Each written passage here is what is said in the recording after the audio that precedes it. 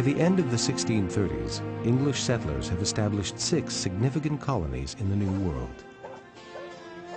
But for nearly 30 years after Lord Baltimore received a charter for Maryland, the English government calls a halt to its colonial ventures. The country is too preoccupied with troubles at home.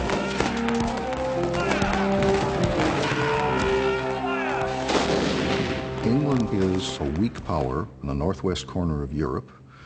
It had just gone through 20 years of turmoil, a civil war in which a king had been beheaded. Then Parliament abolished the House of Lords and the monarchy and established itself as a commonwealth. A series of events that shocks Europe and generations of English men and women to come. For the next 9 years, England lives under the stern rule of Oliver Cromwell, leader of the opposition. Cromwell had initiated a plan for the colonies, not just North America, but all of the American colonies, which was called the Western Design.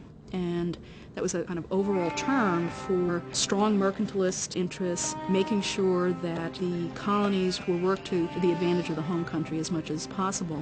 And also, in Cromwell's case, there was a strong interest in maintaining a strong Protestant presence in the American colonies. Still, a very important component of British policy was the notion that England was the Protestant, freedom-loving, freedom-fighting country against the arbitrary, benighted Catholic Spanish. So for Cromwell, there was a strong economic and diplomatic and religious purpose to his foreign and commercial policy. And once he died, then I think people discovered that there really wasn't much support for this non-traditional form of government. And it disintegrates in about 18 months or so. And so basically they decided to start over again with king, lords, and commons. But it was hard, I think, for the European great powers like France and Spain to take England all that seriously. It was a country of about 5 million people. France was 16 to 20 million people. Basically, England had no standing army in 1660, just a couple of regiments like the Coldstream Guards. It really wasn't all that much a great power. It did have great oceanic strength. When Charles II, son of the beheaded monarch, returns from exile to claim the throne, attention once again turns to American colonization. After the restoration of the Stuarts in 1660, there were a number of interests in England who were very interested in the colonies. Merchants, courtiers, people who had strong land interests in the colonies because of land grants they had gotten from Charles II, often as repayment for their loyalty during exile. His brother, the Duke of York, of course, had a major interest in the colony of New York. So there were a lot of particular interests at court who were pushing Charles to pay closer attention to the administration of the colonies. During his 25-year reign, Charles II issues charters to form 4 new colonies, all proprietary ventures styled after the Maryland model. I see the 17th century as an age of remarkable experimentation in terms of how you organize a colony. Going back into the late 16th century, the crown would give a charter to somebody and say, you have the power to organize this place, and presumably whoever has this charter, or letters patent technically, is also supposed to finance the operation. At the beginning of the 17th century, they have invented something very close to the modern corporation, where you can buy shares, pool the resources of a lot of different people, and the Virginia Company Charter of 1606 is the first major example of that. But you do get proprietary colonies then, which is the king grants letters patent to one or more proprietors, empowers them to set up a colony. Under English law, it's the broadest grant of power that the crown could make. The standard is the Maryland Charter of the early 1630s, which empowers Lord Baltimore, the Lord Proprietor of Maryland. So Lord Baltimore is granted all powers that the king knows how to give. Despite greater interest in colonization, toward the end of the 17th century, English migration to the Americas declines. Economic opportunities improve in England, and so more people find that they can support themselves at home. That means that fewer of them will undertake the risks of going to the Americas. The irony is that by that point in time, the risks had diminished considerably, and the life expectancy of people who did go was a whole lot better than it was for those people who went to Jamestown at the start of the century. So although the colonies are providing more in the way of opportunity and better life expectancy, they're receiving fewer colonists, especially fewer colonists from England. Now that said, there were still some people for whom the pull of America becomes and remains quite attractive at the end of the 17th century. But it makes less and less sense for those people to go to New England or to go to Virginia. Well, why? Well, because the best lands had been occupied, and so they are seeking places that have not been as densely settled and as thoroughly exploited. The middle colonies of Delaware, Pennsylvania, New Jersey, and New York. A number of colonists send reports home, sharing their observations and experiences, like this account of life in Pennsylvania. Poor people of all kinds can here get 3 times the wages for their labor they can in England or Wales. I shall instance in a few. The first was a blacksmith, my next neighbor, who himself and one Negro man he had got 50 shillings in one day by working up a 100-pound weight of iron.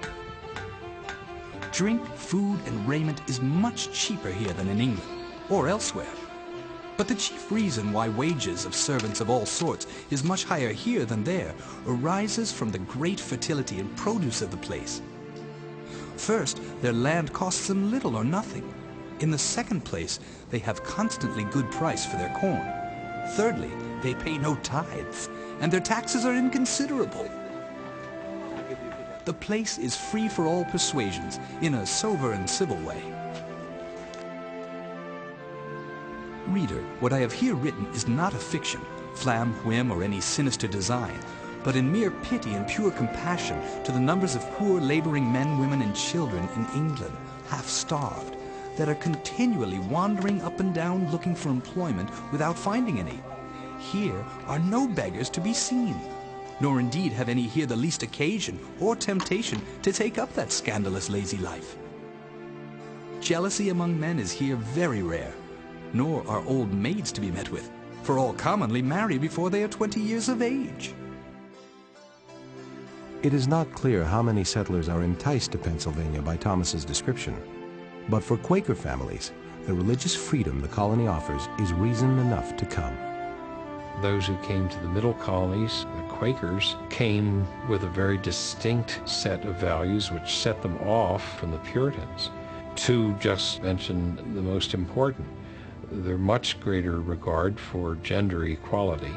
Women were welcomed as spreaders of the Quaker faith, where Anne Hutchinson was banished from Boston for deigning to be a preacher. Quaker women travel as what are called public friends. I suppose that our closest synonym for that would be missionaries. To folks like the Puritans, it was absolutely scandalous that women would be allowed to have this measure of public authority. Of course, it didn't stop the Puritans when female Quaker preachers were in the neighborhood from gathering in droves to see the spectacle the same way that they would have gone to see, I suppose, a trained dog or a waxworks. It really did have that sort of fascination for them, but tinged, of course, with a real horror that the Quakers would let women parade themselves around in public in this way and be so assertive. What made this Middle Atlantic colony so distinctive is the pacifism of the Quaker settlers.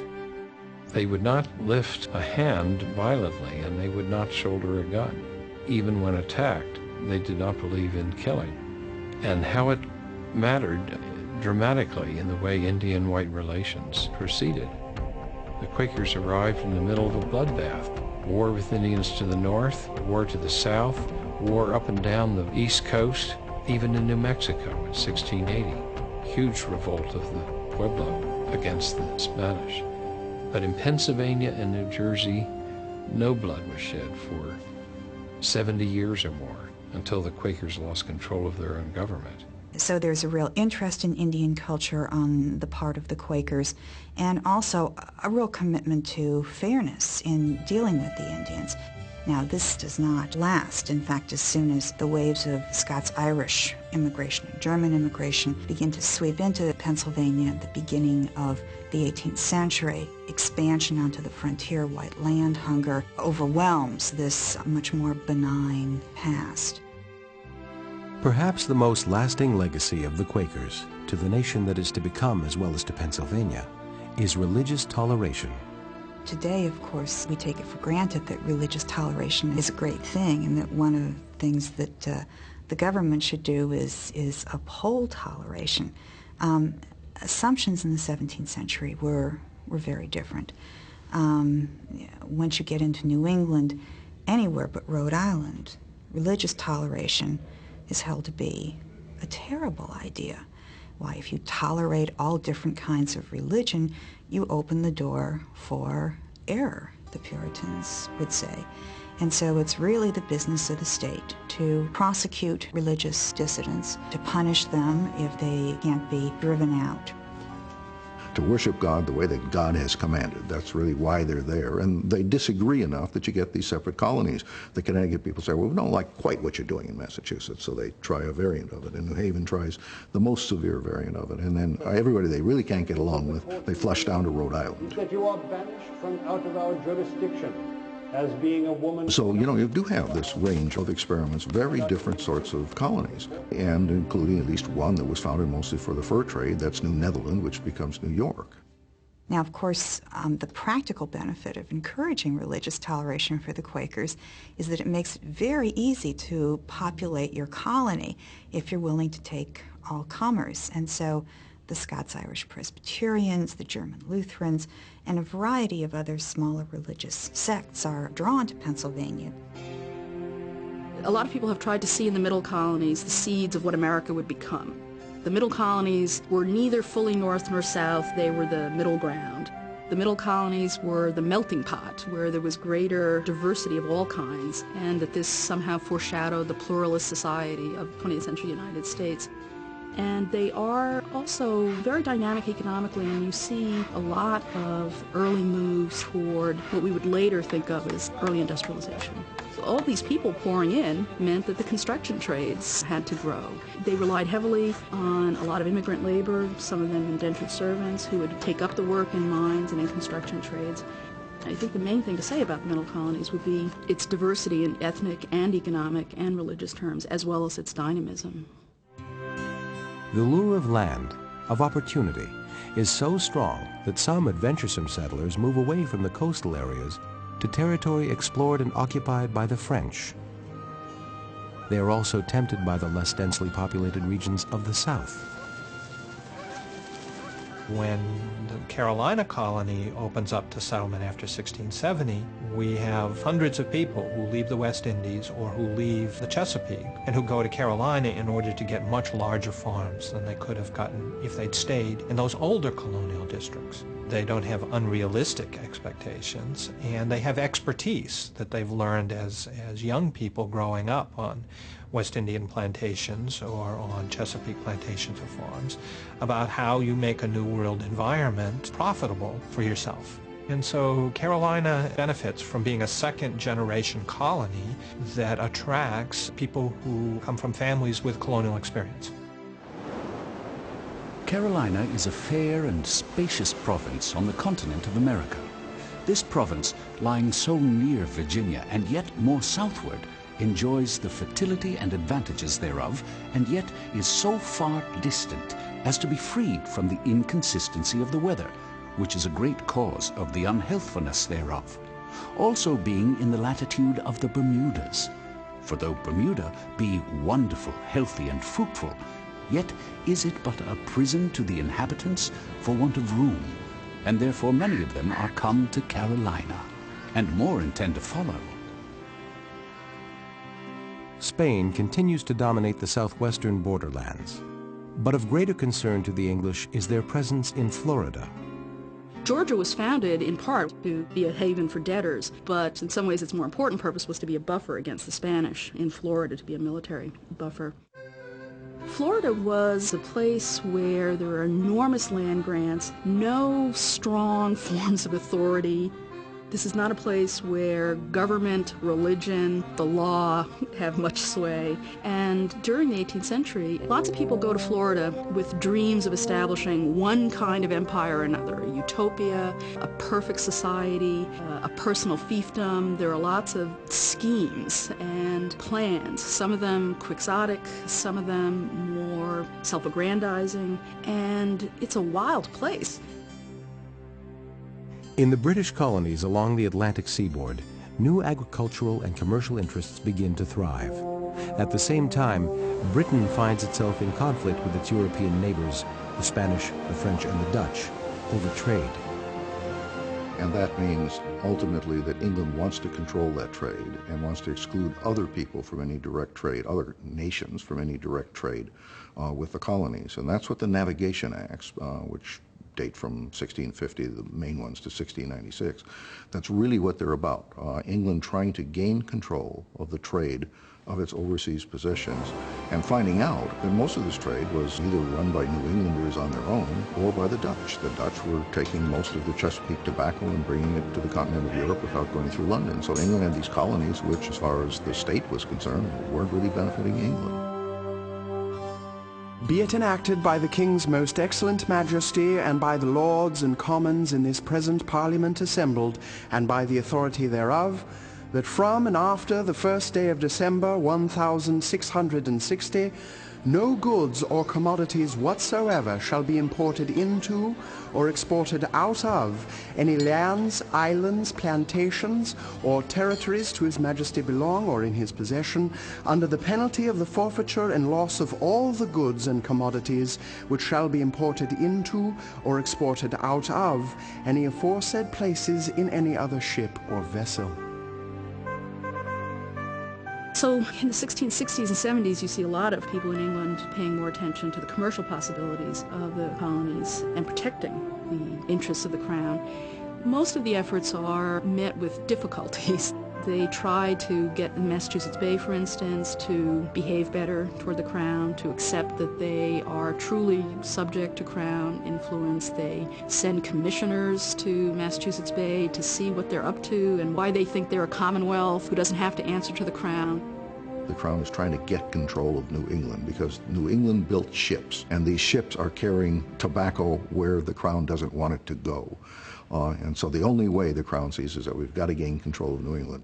But the major move toward greater Crown control came under James II, who was a much more authoritarian character than Charles II. And he created what was known as the Dominion of New England, which was the uniting of the New England colonies plus New York, one solid group overseen by one governor who was himself regarded as quite obnoxious and unpleasant. And he seems to have been, in fact, a very high-handed guy. Non-Puritan called Edmund Andros, who had very little sympathy for Puritans and who seemed to threaten their way of life. If you actually look at the descriptions of these various calamities written by 17th century New Englanders, they're written using very similar language. They describe Indians, imperial officials, Quakers, all in the same way as malevolent, invasive, dangerous, alien forces. Under the Dominion of New England, the Crown said that it would not regard land titles as valid unless they were revalidated by the Crown, which threw into confusion and possible negation all kinds of land titles. So that made a lot of people in New England and in New York unhappy. It suspended or weakened the activities of local government, which was a blow. It also turned out that because they began to enforce all the customs rules, all the rules that had been on the books but had been evaded in a number of ways by these canny New Englanders, well, now they begin to enforce them more effectively. But as they enforced them more effectively, it proved counterproductive because all the trade dried up. So it was actually damaging to mercantile interests. James II is not only losing friends in America, he is also making powerful enemies in England by attempting to exercise autocratic control over Parliament. When the Glorious Revolution happens in England and has its counterpart in the colonies, and James II is overthrown and his governors in New England, Connecticut and Rhode Island resumed their charters and continued under those charters until independence. But meanwhile, I mean, New York becomes a royal colony, New Jersey becomes a royal colony in 1702, Maryland for a while is also a royal colony, but then the Lord Proprietor becomes a Protestant, and so the king gives the colony back to him. But he knows that he's got to please the crown and abide by the rules of empire. So I would say for most of the 18th century, these surviving proprietary colonies function pretty much like royal colonies, the biggest exception being Pennsylvania, which still has a lot of peculiar features of its own. The Glorious Revolution in the colonies was one of tremendous instability and some confusion. in almost every colony there was some kind of internal struggle, and often between an established elite that was closely linked to Crown authority and another more locally based elite, more kind of homegrown elite, competing elites within these colonies. And you see that in New York, you see it in Maryland, you see it in a different way in Massachusetts. So that's a period of great confusion. As a result of the Glorious Revolution, the colonists reinstate their representative assemblies and legitimize the idea that the colonists have some rights within the empire. A series of pamphlets were written during the period of the Dominion and immediately afterwards to, in part, justify the overthrow of the Dominion. And they're fascinating documents. They're called the Andros Tracts. And these tracts uphold a very strong and sophisticated view of self-government and of the rights of the people against the people who are in power, who are understood to be their servants, the servants of the people. So it's a very sophisticated political ideology, and it anticipates in many ways some of the ideas that we will see in the period of the Revolution. Well, the remarkable thing is that by the late 17th century, they moved in a common direction. That is, representative forms of government with the governors appointed by the Crown, but usually the representatives elected by the people, not by all the people, but at least by some of the people. So it was that kind of combination. It could very effectively govern agrarian and even early commercial kinds of relations. It wasn't very good at doing more than that. And one of the things the Crown had discovered is that it really could not get an awful lot done without the active participation and consent of at least enough settlers to make a difference. None of these colonies is a democracy with everybody voting or participating, but unless you get enough people willing to carry out the will of the Crown, it's not going to happen. It won't get carried out. And so it's not just participating in elections, but enough people to fill unpaid positions as magistrates and constables and things like that. There are mechanisms of consent that I think run all the way through these colonies, and that's in effect the division of authority that I see in the 18th century empire, that the Crown presides over the internal affairs of these colonies, and with the active consent of enough settlers to matter, it gets things done. And Parliament's policy controls what's going to happen on the Atlantic and the other oceans of the world. As the first century of English settlement in America comes to an end, and as the colonists celebrate their victories over arbitrary British rule, they are in fact becoming more a part of the imperial system than ever before. We tend to think of the Atlantic as a barrier between Europe and its colonies, but we have to recall that in the 17th and 18th century, when road systems in the colonies and even in Europe were pretty miserable, that goods moved most easily and people moved most easily by water.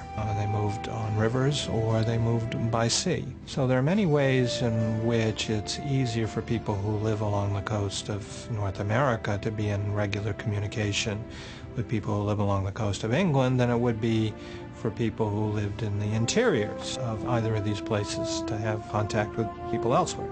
So that shipping serves as a network that holds together these empires. If you jump ahead to the end of the 17th century, the Navigation Acts have worked. England does control the trade of its colonies, and the staple products of, say, the Chesapeake colonies, tobacco or sugar in the West Indies, they are going to London or some other English city before they leave the empire and go to the continent of Europe. Almost no foreign ships show up in the ports of these English colonies by the beginning of the 18th century. From the 1690s on, England is becoming a commercial and military power in a way that it had not been. And the colonies are increasingly integrated into this commercial and military system. And that's a process that has broad range for England itself and from the American point of view. So we have something of a paradox. In the 18th century, the colonies become, in many ways, more British in their information and their participation in British culture, at the same time that the population within the colonies is becoming less English, as they are getting larger numbers of Germans and Scots and Africans who are living in the colonies.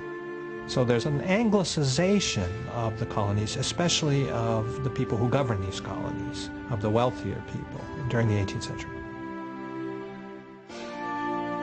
By the middle of the 18th century, there is a significant European presence across a broad expanse of North America.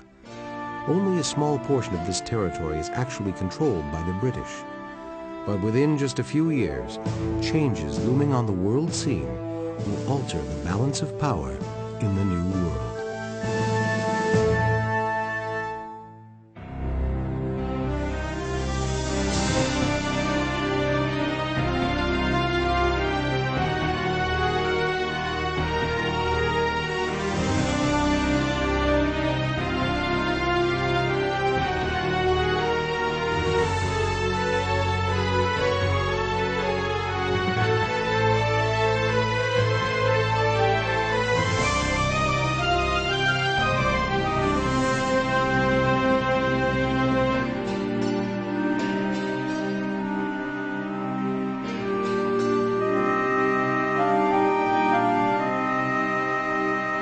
Unfinished Nation is a 52-part American history series. For more information about this program and accompanying materials, call 1-800-576-2988 or visit us online at www.intelecom.org.